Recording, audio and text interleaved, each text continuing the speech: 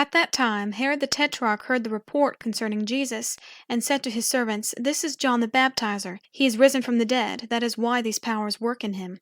For Herod had laid hold of John, and bound him, and put him in prison for the sake of Herodias, his brother Philip's wife. For John said to him, "It is not lawful for you to have her." When he would have put him to death, he feared the multitude, because they counted him as a prophet. But when Herod's birthday came, the daughter of Herodias danced among them, and pleased Herod. Whereupon he promised with an oath to give her whatever she should ask. She, being prompted by her mother, said, "Give me here on a platter the head of John the Baptizer." The king was grieved, but for the sake of his oaths and of those who sat at the table with him, he commanded it to be given, and he sent and beheaded John in the prison. His head was brought on a platter and given to the young lady, and she brought it to her mother. His disciples came and took the body and buried it, and they went and told Jesus. Now when Jesus heard this, he withdrew from there in a boat to a deserted place apart. When the multitudes heard it, they followed him on foot from the cities. Jesus went out, and he saw a great multitude.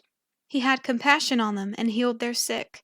When evening had come, his disciples came to him, saying, "This place is deserted, and the hour is already late. Send the multitudes away, that they may go into the villages and buy themselves food." But Jesus said to them, "They don't need to go away. You give them something to eat." They told him, "We only have here 5 loaves and 2 fish." He said, "Bring them here to me." He commanded the multitudes to sit down on the grass, and he took the 5 loaves and the 2 fish, and looking up to heaven, he blessed, broke, and gave the loaves to the disciples, and the disciples gave to the multitudes. They all ate and were filled.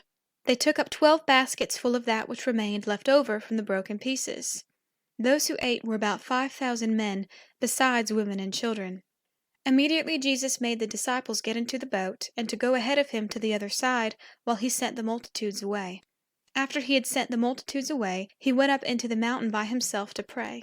When evening had come, he was there alone. But the boat was now in the middle of the sea, distressed by the waves, for the wind was contrary. In the 4th watch of the night, Jesus came to them walking on the sea. When the disciples saw him walking on the sea, they were troubled, saying, "It's a ghost," and they cried out for fear. But immediately Jesus spoke to them, saying, "Cheer up, it is I. Don't be afraid." Peter answered him and said, "Lord, if it is you, command me to come to you on the waters." He said, "Come." Peter stepped down from the boat and walked on the waters to come to Jesus. But when he saw that the wind was strong, he was afraid, and beginning to sink, he cried out, saying, "Lord, save me." Immediately Jesus stretched out his hand, took hold of him, and said to him, "You of little faith, why did you doubt?" When they got up into the boat, the wind ceased. Those who were in the boat came and worshipped him, saying, "You are truly the Son of God." When they had crossed over, they came to the land of Gennesaret. When the people of that place recognized him, they sent into all that surrounding region, and brought to him all who were sick, and they begged him that they might just touch the fringe of his garment. As many as touched it were made whole.